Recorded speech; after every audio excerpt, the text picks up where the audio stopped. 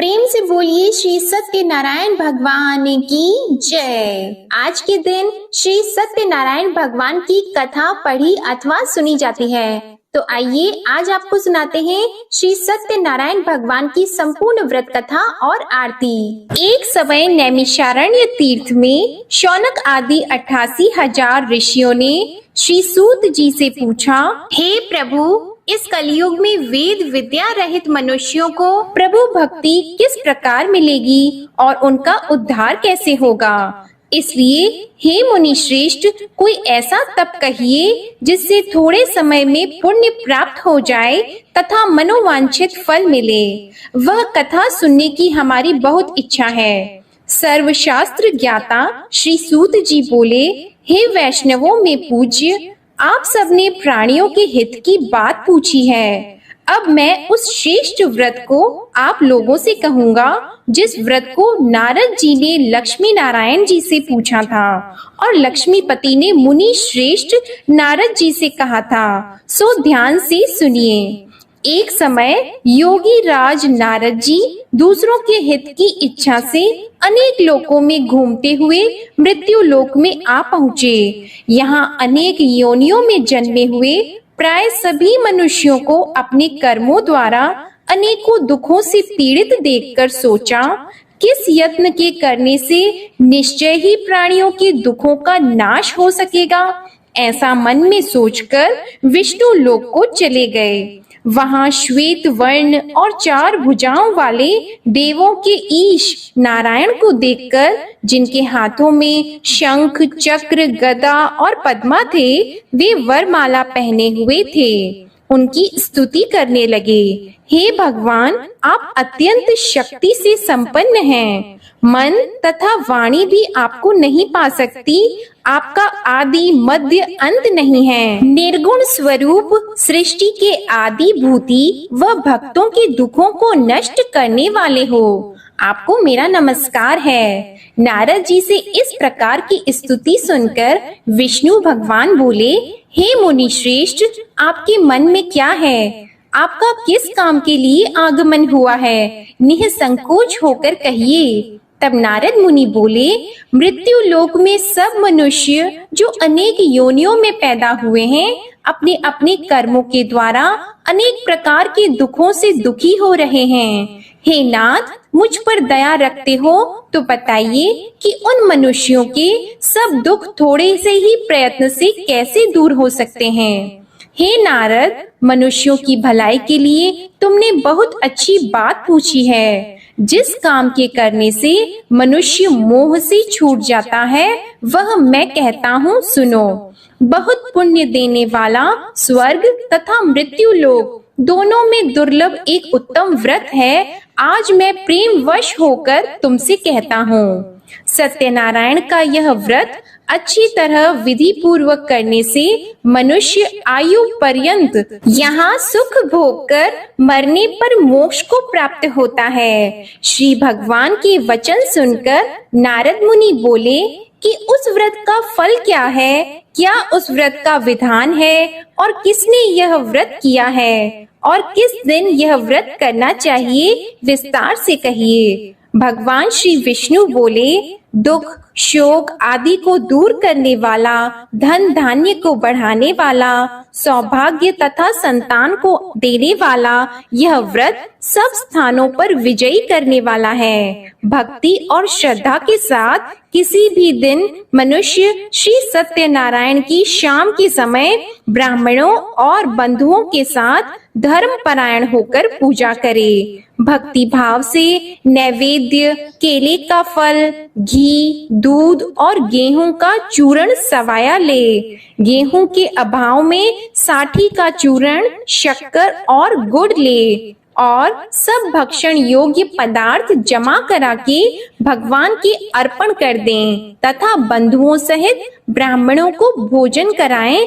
इसके पश्चात स्वयं भी भोजन करें। नृत्य गीत आदि का आचरण करके भगवान सत्यनारायण का स्मरण करते हुए समय व्यतीत करे। इस तरह व्रत करने पर मनुष्यों की सभी इच्छा निश्चय ही पूरी होती है। विशेषकर कली काल में भूमि पर यही मोक्ष का सरल उपाय है। इसके प्रसंग में सूत जी बोले, हे ऋषियों, जिसने पहले समय में इस व्रत को किया है उसका इतिहास कहता हूँ, ध्यान से सुनो। सुंदर काशीपुरी नगरी में एक अत्यंत निर्धन ब्राह्मण रहता था। वह भूख और प्यास से बेचैन हुआ नित्य पृथ्वी पर घूमता था। ब्राह्मणों से प्रेम करने वाले भगवान ने ब्राह्मण को दुखी देखकर बूढ़े ब्राह्मण का रूप धर के उसके पास जाकर आदर के साथ पूछा, हे विप्र, नित्य दुखी हुआ पृथ्वी पर क्यों घूमते हो? हे श्रेष्ठ ब्राह्मण, यह सब मुझसे कहो, मैं सुनना चाहता हूँ। ब्राह्मण बोला, मैं निर्धन ब्राह्मण हूँ, भिक्षा के लिए पृथ्वी पर फिरता हूँ। हे भगवान, यदि आप इसका उपाय जानते हो तो कृपा करके कहो। वृद्ध ब्राह्मण बोला कि सत्य नारायण भगवान मनवांछित फल देने वाले हैं, इसलिए हे ब्राह्मण, तू उनका पूजन कर, जिसके करने से मनुष्य सब दुखों से मुक्त होता है। ब्राह्मण को व्रत का सारा विधान बताकर बूढ़े ब्राह्मण का रूप धारण करने वाले सत्यनारायण भगवान अंतर्ध्यान हो गए। जिस व्रत को वृद्ध ब्राह्मण ने बताया है, मैं उसको करूँगा, यह निश्चय करने पर उसे रात में नींद भी नहीं आई। वह सवेरे उठकर सत्यनारायण के व्रत का निश्चय करके भिक्षा के लिए चला गया। उस दिन उसको भिक्षा में बहुत धन मिला, जिससे बंधु बांधवों के साथ उसने सत्यनारायण जी का व्रत किया। इसके करने से वह ब्राह्मण सब दुखों से छूटकर अनेक प्रकार की संपत्तियों से युक्त हो गया। उस समय से वह ब्राह्मण हर मास व्रत करने लगा। इस तरह सत्यनारायण भगवान के व्रत को जो करेगा वह सब पापों से छूटकर मोक्ष को प्राप्त होगा। आगे जो पृथ्वी पर सत्यनारायण का व्रत करेगा वह मनुष्य सब दुखों से छूट जाएगा। सूत जी ऋषियों से बोले कि इस तरह नारद जी ने नारायण का कहा हुआ यह व्रत मैंने तुमसे कहा। हे विप्रो, मैं अब और क्या कहूँ? तब ऋषि बोले, हे मुनीश्वर, संसार में इस ब्राह्मण से सुनकर किस किसने इस व्रत को किया, हम वह सब भी सुनना चाहते हैं। इसके लिए हमारे मन में बहुत श्रद्धा है। सूत जी बोले, हे मुनियों, जिसने इस व्रत को किया है वह सब सुनो। एक समय एक ब्राह्मण धन और ऐश्वर्य के अनुसार बंधु बांधवों के साथ व्रत करने को तैयार हुआ। उसी समय एक लकड़ी बेचने वाला बूढ़ा आदमी आया और बाहर लकड़ियों को रखकर ब्राह्मण के मकान में गया। प्यास से दुखी लकड़हारा उनको व्रत करते देखकर ब्राह्मण को नमस्कार करके कहने लगा कि आप यह क्या कर रहे हैं और इसके करने से क्या फल मिलता है, कृपा करके मुझसे कहिए। ब्राह्मण ने कहा, सब मनोकामनाओं को पूरा करने वाला यह सत्यनारायण भगवान का व्रत है। इसकी ही कृपा से मेरे यहाँ धन धान्य आदि की वृद्धि हुई है। ब्राह्मण से इस व्रत के बारे में जानकर लकड़हारा बहुत प्रसन्न हुआ। चरण अमृत लेकर और प्रसाद खाने के बाद अपने घर को गया। लकड़हारे ने अपने मन में इस प्रकार का संकल्प किया कि आज गांव में लकड़ी बेचने से जो धन मिलेगा उसी से सत्यनारायण देव का उत्तम व्रत करूंगा। यह मन में विचार करके वह बूढ़ा आदमी लकड़ियां अपने सिर पर रखकर जिस नगर में धनवान लोग रहते थे वह ऐसे सुंदर नगर में गया। उस दिन वहां पर उसे उन लकड़ियों का दाम पहले दिनों से चौगुना मिला। तब वह बूढ़ा लकड़हारा दाम लेकर और अति प्रसन्न होकर पक्के केले की फली, शक्कर, घी, दूध, दही और गेहूं का चूर्ण इत्यादि सत्यनारायण भगवान के व्रत की कुल सामग्रियों को लेकर अपने घर गया। फिर उसने अपने भाइयों को बुलाकर विधि के साथ भगवान जी का पूजन और व्रत किया। उस व्रत के प्रभाव से वह बूढ़ा लकड़हारा धन पुत्र आदि से युक्त हुआ और संसार के समस्त सुख भोग कर वैकुंठ को चला गया। श्री सूत जी बोलते हैं कि हे श्रेष्ठ मुनियों, अब आगे की कथा कहता हूँ, सुनो। पहले समय में उल्का मुख नाम का एक बुद्धिमान राजा था। वह सत्य वक्ता और जितेंद्रिय था। प्रतिदिन देव स्थानों पर जाता तथा गरीबों को धन देकर उनके कष्ट दूर करता था। उसकी पत्नी कमल के समान मुख वाली और सती साध्वी थी। भद्रशीला नदी के तट पर उन दोनों ने श्री सत्यनारायण भगवान का व्रत किया। उस समय में वहां एक साधु वैश्य आया। उसके पास व्यापार के लिए बहुत सा धन था। वह नाव को किनारे पर ठहराकर राजा के पास आ गया और राजा को व्रत करते हुए देखकर विनय के साथ पूछने लगा, हे राजन, भक्ति युक्त चित्त से यह आप क्या कर रहे हैं? मेरी सुनने की इच्छा है, सो आप यह मुझे बताइए। राजा बोला, हे साधु, अपने बांधवों के साथ पुत्र आदि की प्राप्ति के लिए महाशक्तिवान सत्यनारायण भगवान का व्रत व पूजन किया जा रहा है। राजा के वचन सुनकर साधु आदर से बोला, हे राजन, मुझसे इसका सब विधान कहो। मैं भी आपके कथन अनुसार इस व्रत को करूंगा। मेरे भी कोई संतान नहीं है और इससे निश्चय ही हो जाएगी। राजा से सब विधान सुनकर व्यापार से निवृत्त हो वह आनंद के साथ घर गया।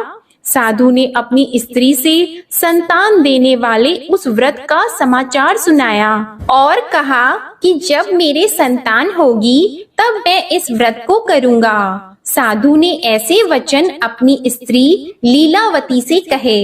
एक दिन उसकी स्त्री लीलावती पति के साथ आनंदित होकर सांसारिक धर्म में प्रवृत्त होकर सत्यनारायण भगवान की कृपा से गर्भवती हो गई तथा 10वें महीने में उसके एक सुंदर कन्या का जन्म हुआ। दिनों दिन वह इस तरह बढ़ने लगी जैसे शुक्ल पक्ष का चंद्रमा बढ़ता है। कन्या का नाम कलावती रखा गया। तब लीलावती ने मीठे शब्दों में अपने पति से कहा कि जो आपने संकल्प किया था, भगवान का व्रत करूंगा, अब आप उसे करिए। साधु बोला, हे प्रिय, इसके विवाह पर करूंगा। इस प्रकार अपनी पत्नी को आश्वासन देकर वह नगर को गया। कलावती पितृगृह में वृद्धि को प्राप्त हो गई। साधु ने जब नगर में सखियों के साथ अपनी पुत्री को देखा तो तुरंत दूत को बुलाकर कहा कि पुत्री के वास्ते कोई सुयोग्य वर देखिए। साधु की आज्ञा पाकर दूत कंचन नगर पहुंचा और वहां पर बड़ी खोज और देखभाल कर लड़की के लिए सुयोग्य वाणिक पुत्र को ले आया। उस सुयोग्य लड़के को देखकर साधु ने अपने बंधु बांधवों सहित प्रसन्न चित्त अपनी पुत्री का विवाह उसके साथ कर दिया। किंतु दुर्भाग्य से विवाह के समय भी उस व्रत को करना भूल गया। तब श्री भगवान क्रोधित हो गए और श्राप दिया कि तुम्हें दारुण दुख प्राप्त होगा। अपने कार्य में कुशल साधु बनिया जमाता सहित समुद्र स्थित रत्नपुर नगर में गया और वहां दोनों ससुर जमाई चंद्रकेतु राजा के उस नगर में व्यापार करने लगे। एक रोज भगवान सत्यनारायण की माया से प्रेरित कोई चोर राजा का धन चुराकर भागा जा रहा था, किंतु राजा के दूतों को आता देखकर चोर ने घबराकर भागते हुए राजा के धन को वहीं चुपचाप रख दिया जहां वो ससुर जमाई ठहरे हुए थे। तब दूतों ने उस साधु वैश्य के पास राजा के धन को रखा देखा तो वे दोनों को बांध कर ले गए और प्रसन्नता से दौड़ते हुए राजा के समीप जाकर बोले, यह 2-4 हम पकड़कर लाए हैं, देखकर आज्ञा दें। तब राजा की आज्ञा से उनको कठोर कारावास में डाल दिया और उनका सब धन छीन लिया। सत्यनारायण भगवान के श्राप द्वारा उनकी पत्नी भी घर पर बहुत दुखी हुई और घर पर जो धन रखा था चोर चुरा कर ले गए। शारीरिक व मानसिक पीड़ा तथा भूख प्यास से अति दुखित होकर अन्न की चिंता में कलावती एक ब्राह्मण के घर गई। वहां उसने सत्यनारायण भगवान का व्रत होते देखा, फिर कथा सुनी तथा प्रसाद ग्रहण करके रात को घर आई।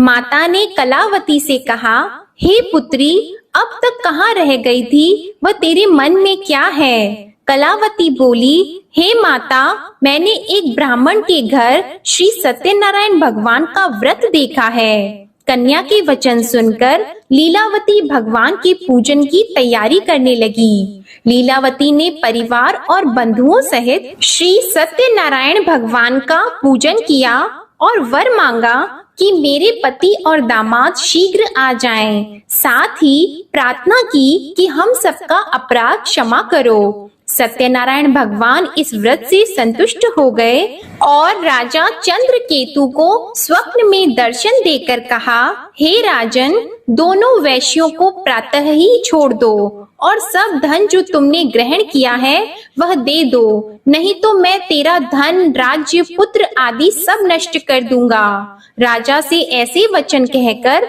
भगवान अंतर्ध्यान हो गए।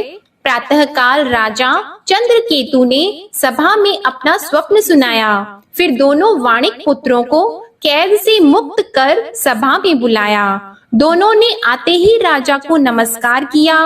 राजा मीठे वचनों से बोले, हे महानुभावों, भावी वर्ष ऐसा कठिन दुख प्राप्त हुआ है, अब तुम्हें कोई भय नहीं। ऐसा कहकर राजा ने उनको नए नए वस्त्र आभूषण पहनाए तथा उनका जितना धन लिया था उससे दुगुना धन देकर आदर सहित विदा कर दिया।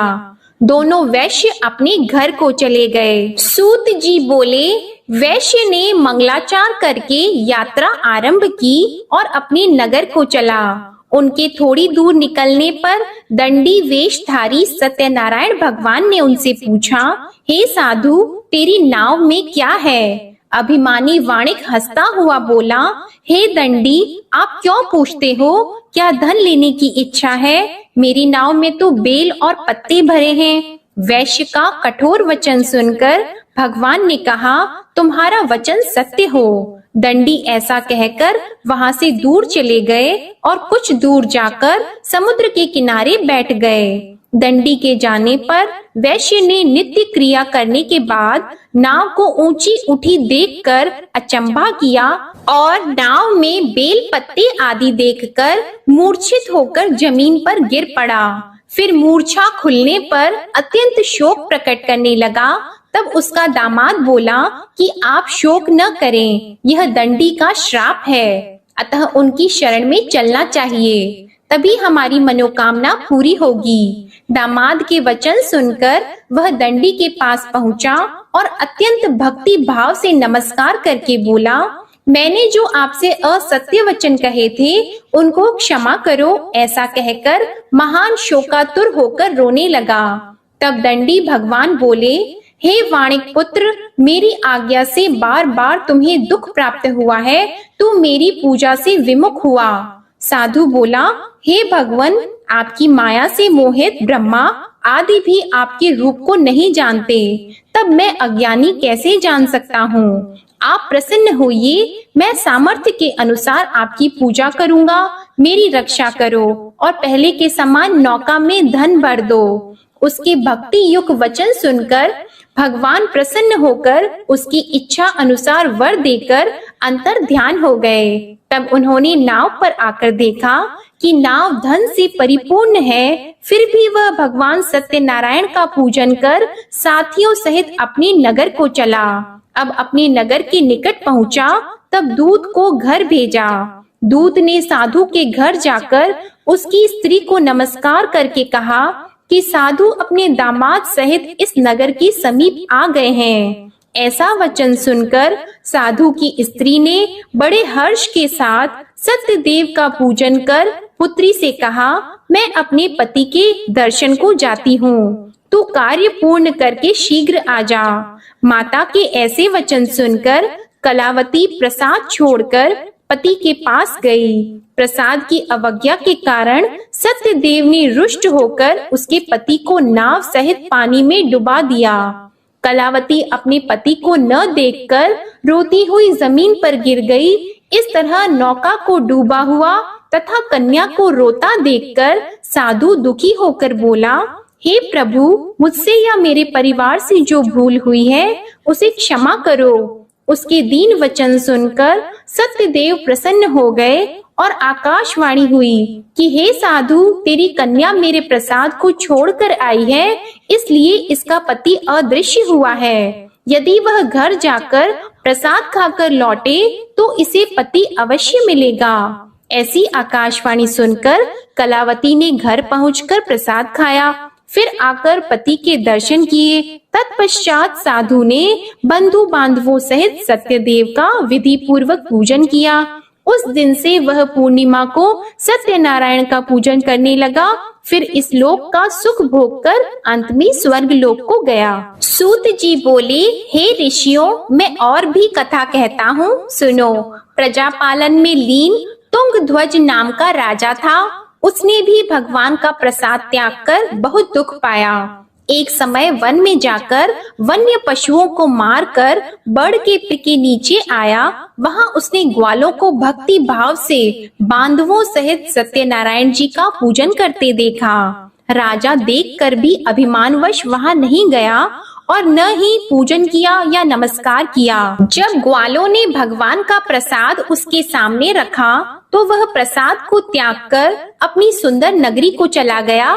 वहां उसने अपना सब कुछ नष्ट पाया तो वह जान गया कि यह सब भगवान ने किया है। तब वह विश्वास करके ग्वालों के समीप गया और विधि पूर्वक पूजन करके प्रसाद खाया तो सत्यदेव भगवान की कृपा से पहले जैसा था वैसा ही हो गया। फिर दीर्घ काल तक सुख भोग कर मरने पर स्वर्ग लोक को गया। जो मनुष्य इस परम दुर्लभ व्रत को करेगा, भगवान सत्यनारायण की कृपा से उसे धन धान्य की प्राप्ति होगी। निर्धन धनी और बंदी बंधन से मुक्त होकर निर्भय हो जाता है। संतानहीनों को संतान प्राप्त होती है तथा सब मनोरथ पूर्ण होकर अंत में वैकुंठ धाम को जाता है। यह सत्य है। श्री सूत जी कहते हैं कि ब्राह्मणों, आपको मैंने सत्यनारायण व्रत की यह पावन कथा सुनाई है। इस व्रत का पालन करके मनुष्य सभी दुखों से मुक्त हो जाता है। विशेषतः कलयुग में श्री सत्यनारायण की पूजा महान फल देने वाली है। इन देवता को कोई सत्यनारायण कहते हैं और कोई सत्यदेव कहते हैं। अनेक रूपों में श्री सत्यनारायण भगवान सभी के मनोरथों को पूर्ण करते हैं। ये सनातन सत्यदेव कलयुग में सत्य व्रत के रूप में अवतरित होंगे। हे श्रेष्ठ मुनियों, जो मनुष्य नित्य इसका पठन व श्रवण करता है, श्री सत्यनारायण भगवान की कृपा से उसके सभी पाप नष्ट हो जाते हैं। प्रेम से बोलो श्री सत्यनारायण भगवान की जय। श्री सत्यनारायण संपूर्ण व्रत कथा समाप्त। अब आप सुनिए श्री सत्यनारायण भगवान की आरती। जय लक्ष्मी रमणा स्वामी, जय लक्ष्मी रमणा। सत्यनारायण स्वामी, सत्यनारायण स्वामी, जनपातक हरणा। जय लक्ष्मी रमणा। रत्न जड़ित सिंहासन, अद्भुत छवि राजी स्वामी, अद्भुत छवि राजी। नारद करत निराजन, नारद करत निराजन, घंटावन बाजी। जय लक्ष्मी रमणा। प्रगट भई कलि कारण, द्विज को दरस दियो स्वामी, द्विज को दरस दियो। बूढ़ो ब्राह्मण बनकर, बूढ़ो ब्राह्मण बनकर, कंचन महल कियो। जय लक्ष्मी रमणा। दुर्बल भील कठारो, जिन पर कृपा करी, जिन पर कृपा करी। चंद्रचूड़ एक राजा, चंद्रचूड़ एक राजा, तिनकी विपत्ति हरी। जय लक्ष्मी रमणा। वैश्य मनोरथ पायो, श्रद्धा तज दीन्ही स्वामी, श्रद्धा तज दीन्ही। सो फल भोग्यो प्रभु जी, फिर स्तुति कीन्ही। जय लक्ष्मी रमणा। भाव भक्ति के कारण छिन छिन रूप धरियो स्वामी, छिन छिन रूप धरियो। श्रद्धा धारण कीन्ही, श्रद्धा धारण कीन्ही, तिनको काज सरियो। जय लक्ष्मी रमणा। ग्वाल बाल संग राजा, बन में भक्ति करी स्वामी, बन में भक्ति करी। मन वांछित फल दीन्हो, मन वांछित फल दीन्हो, दीन दयालु हरि। जय लक्ष्मी रमणा। चढ़त प्रसाद सवायो, कदली फल मेवा स्वामी, कदली फल मेवा। धूप दीप तुलसी से, धूप दीप तुलसी से, राजी सत्य देवा। जय लक्ष्मी रमणा। सत्यनारायण जी की आरती जो कोई नर गावे स्वामी, जो कोई नर गावे। तन मन सुख संपत्ति, तन मन सुख संपत्ति, मन वांछित फल पावे। जय लक्ष्मी रमणा। बोलो जय लक्ष्मी रमणा। प्रेम से बोलिए श्री सत्यनारायण भगवान की जय हो। कथा पसंद आई हो तो इस वीडियो को लाइक करके चैनल जरूर सब्सक्राइब कीजिएगा और कमेंट में श्री सत्यनारायण भगवान की जय भी जरूर लिखिएगा। इसी के साथ आज आप हमारे चैनल पर माघ पूर्णिमा की व्रत कथा भी जरूर सुनिएगा। प्रेम से बोलिए श्री सत्यनारायण भगवान की जय।